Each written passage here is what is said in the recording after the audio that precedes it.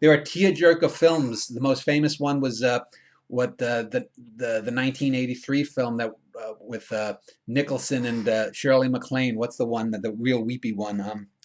Written by Larry McMurtry, I think it was. Uh, I can't remember the name of it, but Endearment.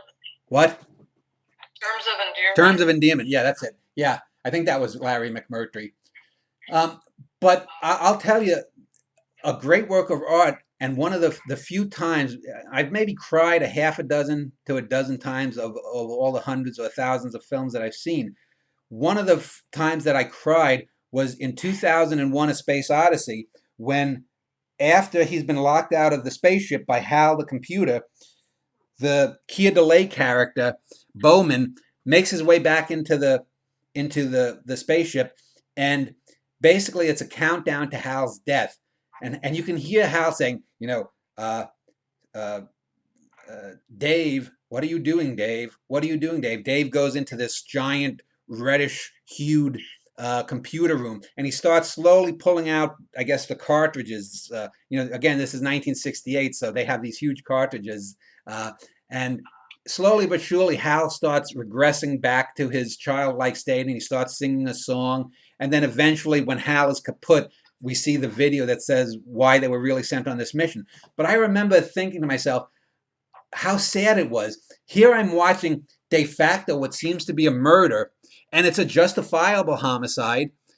because Hal has killed one of the other astronauts. Hal has killed the sleeping astronauts. Hal has clearly gone psychopathic. Yet, in just a handful of scenes with this monotonous voice, the writing, the way, the writing of Kubrick, the way it was filmed, the people talk that 2001 and the Kubrick was emotionless. What the fuck are they watching?